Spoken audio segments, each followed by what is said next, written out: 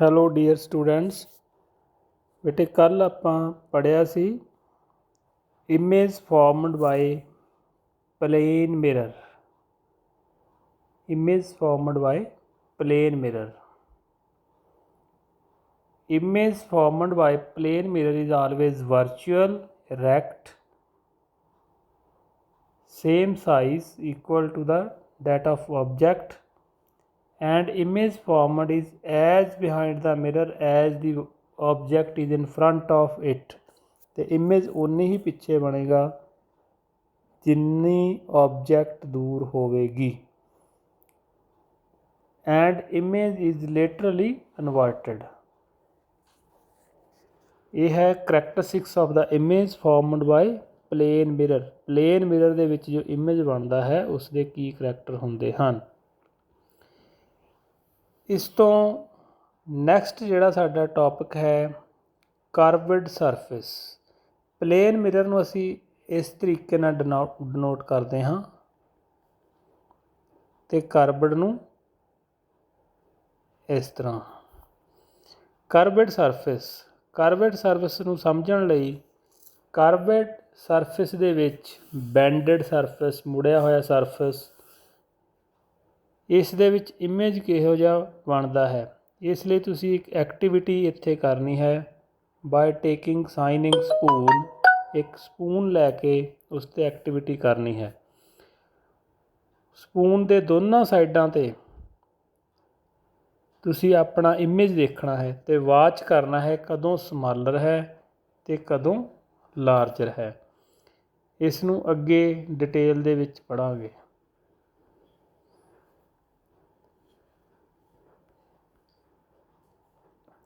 ਇਸ curved image ਨੂੰ ਸਫੈਰੀਕਲ mirrors ਵੀ ਕਿਹਾ ਜਾਂਦਾ ਹੈ। Spherical mirrors. such mirrors whose reflecting surfaces are spherical. ਉਹ ਮਿਰਰ ਜਿਨ੍ਹਾਂ ਦੇ ਰਿਫਲੈਕਟਿੰਗ ਸਰਫੇਸ ਜਿੱਥੇ ਲਾਈਟ ਟਕਰਾ ਕੇ ਮੁੜਨੀ ਹੈ ਉਹ ਸਫੈਰੀਕਲ ਹੋਣ, ਰਾਊਂਡ ਹੋਣ, R called ਸਫੈਰੀਕਲ mirrors.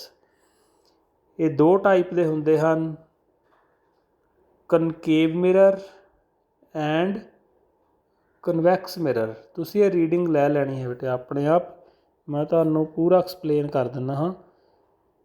First, concave mirror. Concave mirror ਦੀ ਜੋ ਆਊਟਰ ਸਾਈਡ ਹੈ ਉਹ ਪੇਂਟਡ ਹੁੰਦੀ ਹੈ ਅਤੇ ਰਿਫਲੈਕਟਿੰਗ ਸਰਫੇਸ ਇਨਸਾਈਡ ਹੁੰਦਾ ਹੈ। ਅੰਦਰਲੇ ਪਾਸੇ ਰਿਫਲੈਕਟਿੰਗ ਸਰਫੇਸ ਹੁੰਦਾ ਹੈ, ਲਾਈਟ ਇੱਧਰ ਰਿਫਲੈਕਟ ਹੁੰਦੀ ਹੈ ਲਾਈਕ ਦਿਸ।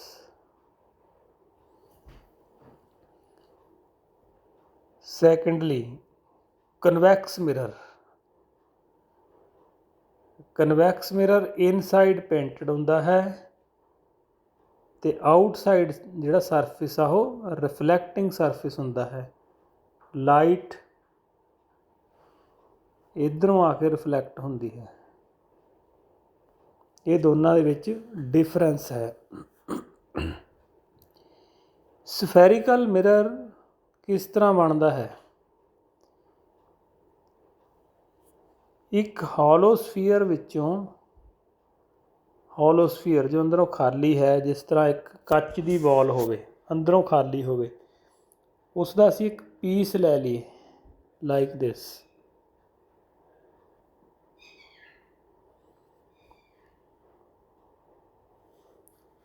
ਇਹ ਇੱਕ ਪੀਸ ਹੈ ਹੋਲੋਸਫੀਅਰ ਦੇ ਵਿੱਚੋਂ ਕੱਟਿਆ ਹੋਇਆ। ਕਨਕੇਵ ਮਿਰਰ ਅਤੇ ਕਨਵੈਕਸ ਮਿਰਰ। ਜੋ ਬਾਹਰੋਂ ਪੋਲਿਸਿਡ ਹੈ ਅਤੇ ਅੰਦਰੋਂ ਰਿਫਲੈਕਟਿਵ ਹੋਵੇ ਉਸ ਨੂੰ ਕਿਹਾ ਜਾਂਦਾ ਹੈ ਕਨਕੇਵ, ਅਤੇ ਜੋ ਅੰਦਰੋਂ ਪੇਂਟਡ ਹੋਵੇ ਅਤੇ ਬਾਹਰੋਂ ਰਿਫਲੈਕਟਿਵ ਹੋਵੇ ਉਸ ਨੂੰ ਕਿਹਾ ਜਾਂਦਾ ਹੈ ਕਨਵੈਕਸ। ਇਸ ਦੀਆਂ ਡੈਫੀਨੇਸ਼ਨਸ ਇੱਥੇ ਆਲਰੇਡੀ ਲਿਖੀਆਂ ਹੋਈਆਂ ਹਨ, ਤੁਸੀਂ ਪੜ੍ਹ ਲੈਣੀਆਂ ਹਨ। The reflecting surface of spherical mirror may be curved inward or outward. Curved surface ਅੰਦਰ ਨੂੰ ਵੀ ਹੋ ਸਕਦਾ ਹੈ ਅਤੇ ਬਾਹਰ ਨੂੰ ਵੀ ਹੋ ਸਕਦਾ ਹੈ। The spherical mirror whose reflective surface is curved inward, ਜਿਹਦਾ ਰਿਫਲੈਕਟਿੰਗ ਸਰਫੇਸ ਅੰਦਰ ਹੋਵੇ, or faces towards the centre of sphere. ਜੇਕਰ ਇਸ ਨੂੰ ਕੰਪਲੀਟ ਕਰੀਏ ਤਾਂ ਜਿਹੜਾ ਫੇਸ ਹੈ ਉਹ ਸੈਂਟਰ ਵੱਲ ਨੂੰ ਹੋਵੇ, ਰਿਫਲੈਕਟਿੰਗ ਫੇਸ ਆ ਜਿਹੜਾ ਉਹ ਸੈਂਟਰ ਵੱਲ ਹੋਵੇ। ਇਜ਼ ਕਾਲਡ ਕਨਕੇਵ ਮਿਰਰ, ਉਸ ਨੂੰ ਕਨਕੇਵ ਮਿਰਰ ਕਿਹਾ ਜਾਂਦਾ ਹੈ। ਦੂਸਰੀ ਸਾਈਡ ਜੇ ਕਨਵੈਕਸ ਮਿਰਰ ਦੀ ਗੱਲ ਕਰਦੇ ਹਾਂ, ਇਹ spherical mirror whose reflecting surface is curved outward, ਜਿਹਦਾ ਰਿਫਲੈਕਟਿੰਗ ਸਰਫੇਸ ਬਾਹਰ ਹੋਵੇ, ਮਤਲਬ ਕਿ ਬਾਹਰਲੀ ਸਾਈਡ ਤੋਂ ਲਾਈਟ ਰਿਫਲੈਕਟ ਹੋਵੇ। ਜਿਹਦੇ ਬਾਹਰਲੀ ਸਾਈਡ ਤੋਂ ਲਾਈਟ ਰਿਫਲੈਕਟ ਹੁੰਦੀ ਹੈ ਉਹ ਕਨਵੈਕਸ, ਅਤੇ ਜਿਹਦੇ ਅੰਦਰੋਂ ਲਾਈਟ ਰਿਫਲੈਕਟ ਹੁੰਦੀ ਹੈ ਉਹ ਹੁੰਦਾ ਹੈ ਕਨਕੇਵ।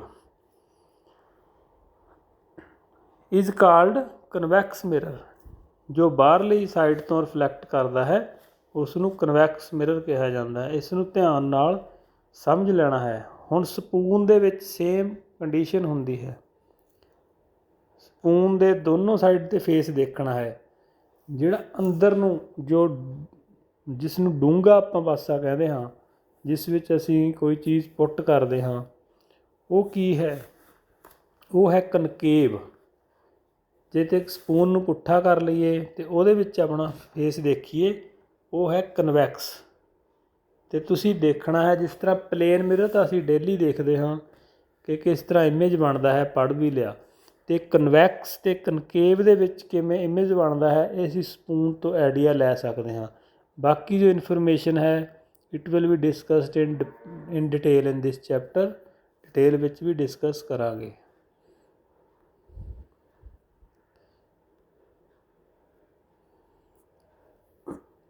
ਨਾਓ ਜੋ ਇਹ ਮਿਰਰ ਹਨ ਸਫੈਰੀਕਲ ਮਿਰਰਸ, ਇਸ ਦੀਆਂ ਕੁਛ ਟਰਮਸ ਅਸੀਂ ਇੱਥੇ ਸਿੱਖਣੀਆਂ ਹਨ।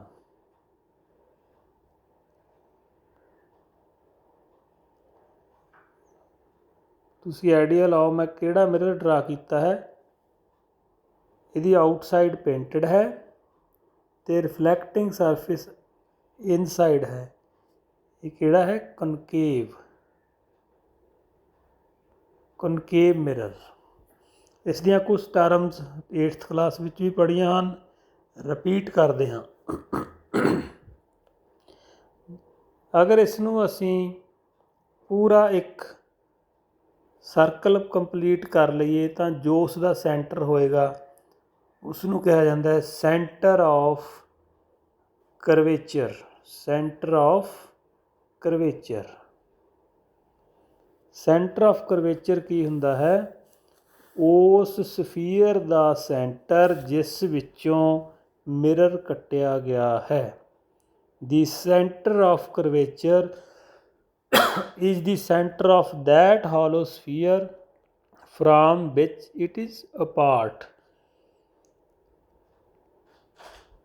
ਕਨਕੇਵ ਮਿਰਰ ਦਾ ਸੈਂਟਰ ਉਸ ਸਫੀਅਰ ਦਾ ਸੈਂਟਰ ਹੈ ਜਿਸ ਵਿੱਚੋਂ ਇਹ ਕੱਟਿਆ ਗਿਆ ਹੈ। ਇੱਕ ਹੋਰ ਇੰਪੋਰਟੈਂਟ ਟਰਮ ਇਹ ਸੈਂਟਰ ਹੋ ਗਿਆ। The center of reflecting surface of spherical mirror is point called the pole. ਇਸ ਦਾ ਜੋ ਸੈਂਟਰ ਹੈ ਉਸ ਨੂੰ ਕਿਹਾ ਜਾਂਦਾ ਹੈ ਪੋਲ, ਉਸ ਨੂੰ ਕਿਹਾ ਜਾਂਦਾ ਹੈ ਪੋਲ। ਅਤੇ ਜੋ ਇਸ ਸਰਕਲ ਦਾ ਸੈਂਟਰ ਹੋਵੇਗਾ ਉਸ ਨੂੰ ਕਿਹਾ ਜਾਂਦਾ ਹੈ ਸੈਂਟਰ ਆਫ ਕਰਵੇਚਰ। ਅਤੇ ਇਹਦੇ ਵਿੱਚ ਹੀ ਜੋ ਲਾਈਨ ਪਾਸ ਹੁੰਦੀ ਹੈ ਉਸ ਨੂੰ ਕਿਹਾ ਜਾਂਦਾ ਹੈ principal axis. Principal axis, this is principal axis. Both centre of curvature and pole lies on the principal Axis.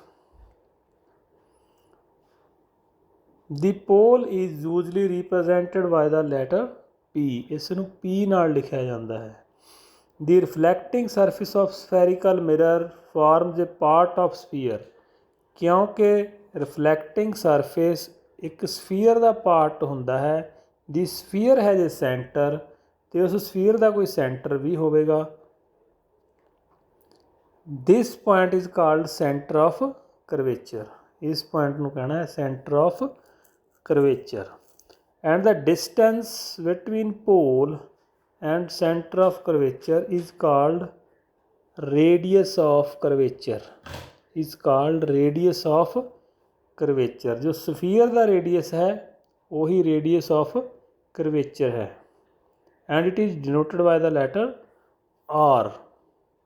it is denoted by the letter R। now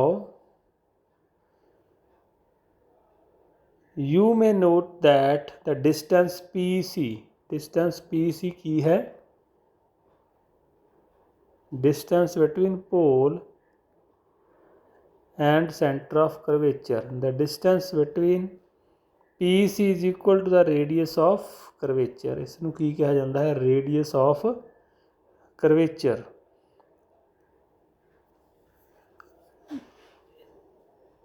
Imagine the straight line passing through the pole and the center of curvature of a spherical mirror। it is called the principal axis। ਦੱਸ ਦਿੱਤਾ ਇਸ line ਨੂੰ ਕੀ ਕਿਹਾ ਜਾਂਦਾ ਹੈ principal axis। remember that principal axis is normal to mirror and its pole। ਇਹ mirror ਤੇ pole ਦੇ ਨਾਰਮਲ ਹੁੰਦੀ ਹੈ mirror ਤੇ pole ਦੇ ਨਾਰਮਲ ਹੁੰਦੀ ਹੈ। now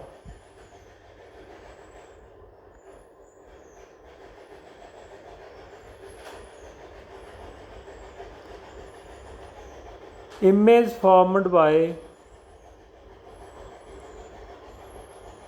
concave mirror and convex mirror। image formed by concave mirror and convex mirror।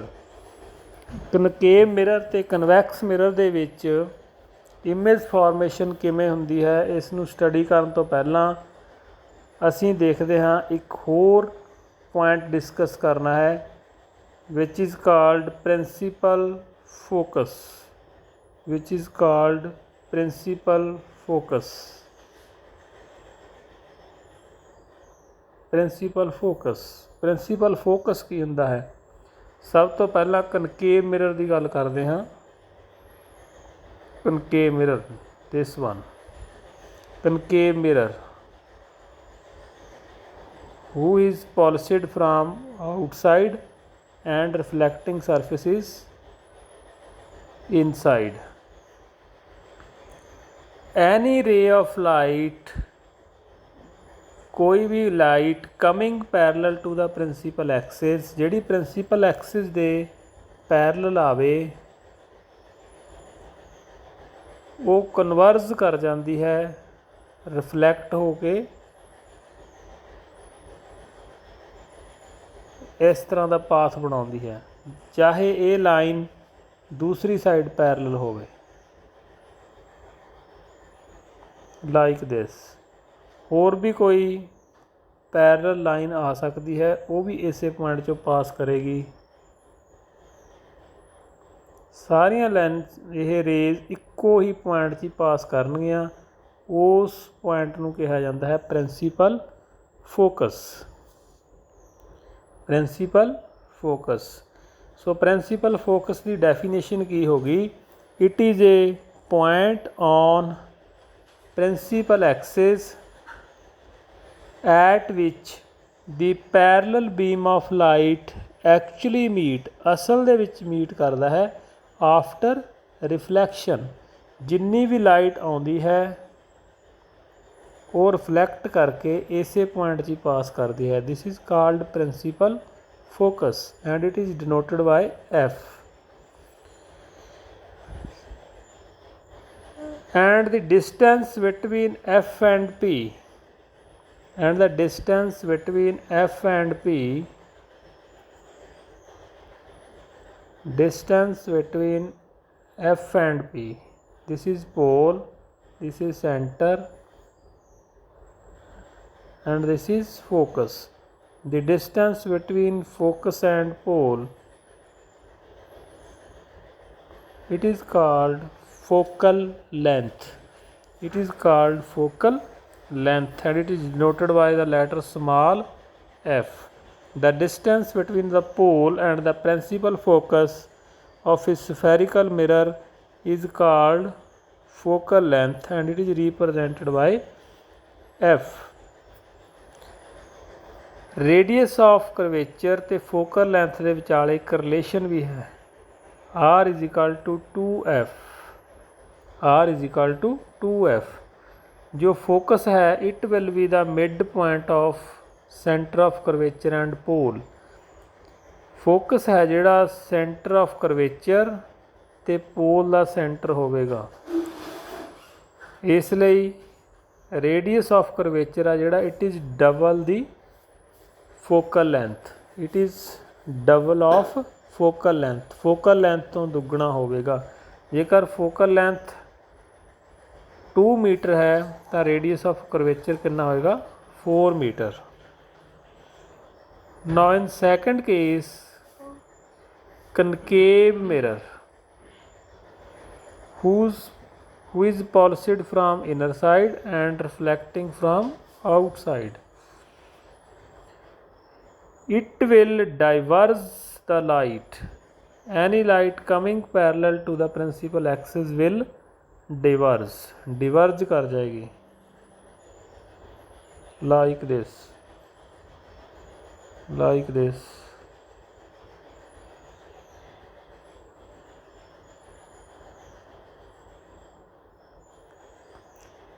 ਇਹ ਜਿਹੜੀਆਂ ਪੈਰਲਲ ਲਾਈਨਸ ਨੇ ਇਹ ਐਕਚੁਅਲੀ ਮੀਟ ਨਹੀਂ ਕਰਨਗੀਆਂ, it will appear to meet, ਇਹ ਮਿਲਦੀਆਂ ਦਿਖਾਈ ਦੇਣਗੀਆਂ on the other side of mirror, that is called focus, principal focus. ਇਸ ਦੀ ਡੈਫੀਨੇਸ਼ਨ ਕੀ ਹੈ, ਪਹਿਲੇ ਨਾਲੋਂ ਥੋੜ੍ਹੀ ਚੇਂਜ ਹੋ ਜਾਏਗੀ। It is a point on principal axis at which the parallel beam of light appears to meet. ਉਹਦੇ ਸੀ ਐਕਚੁਅਲੀ ਮੀਟ, ਇੱਥੇ ਅਸਲ ਵਿੱਚ ਮਿਲਦੀਆਂ ਹਨ, ਇੱਥੇ ਅਪੀਅਰਸ ਟੂ ਮੀਟ। ਦੀ parallel beam of light appears to meet after reflection is called principal focus, is called principal focus. ਬਾਕੀ ਜੋ ਟਰਮਾਂ ਨੇ ਸੇਮ ਹਨ। ਇਹਦਾ ਰੇਡੀਅਸ ਕਰਵੇਚਰ ਕਿੱਥੇ ਹੋਏਗਾ, ਦੂਸਰੀ ਸਾਈਡ 'ਤੇ। ਰੇਡੀਅਸ ਕਰਵੇਚਰ ਕਿੱਥੇ ਹੋਏਗਾ, ਦੂਸਰੀ ਸਾਈਡ 'ਤੇ। ਸੋ ਇਹ ਦੋਨਾਂ ਦੇ ਵਿੱਚ ਡਿਫਰੈਂਸ ਹੈ। ਤੁਸੀਂ ਧਿਆਨ ਨਾਲ ਇਸਦੇ ਆਨਸਰ ਦੇਣੇ ਹਨ ਪੇਪਰ ਦੇ ਵਿੱਚ। ਜੇ ਆ ਗਿਆ principal focus of concave mirror ਤਾਂ ਕੀ ਡੈਫੀਨੇਸ਼ਨ ਦੇਣੀ ਹੈ, ਦੀ it is a point on principal axis at which the parallel beam of light actually meet. ਜੇਕਰ ਕਨਵੈਕਸ ਮਿਰਰ ਦਾ ਪ੍ਰਿੰਸੀਪਲ ਫੋਕਸ ਪੁੱਛਿਆ ਜਾਂਦਾ ਹੈ ਤਾਂ ਤੁਸੀਂ ਕਹਿਣਾ ਹੈ it is the point on principal axis at which the parallel beam of light appears to meet, not actually meet, ਅਸਲ ਵਿੱਚ ਨਹੀਂ ਮਿਲਦੇ, appears to meet after reflection. So we have discussed r is equal to 2f, radius of curvature ਕੀ ਹੈ 2f ਦੇ equal ਹੈ। ਇਹ terms ਯਾਦ ਕਰ ਲੈਣੀਆਂ ਹਨ। ਇੱਕ ਪੁਆਇੰਟ ਹੋਰ ਇੱਥੇ ਰਹਿ ਗਿਆ ਹੈ, ਉਹ ਵੀ ਡਿਸਕਸ ਕਰ ਲੈਂਦੇ ਹਾਂ, ਛੋਟਾ ਹੈ। ਅਪਰਚਰ ਕੀ ਹੈ, aperture simple definition, the length of mirror is called, ये जो length है this one, length of mirror is called aperture, is called aperture।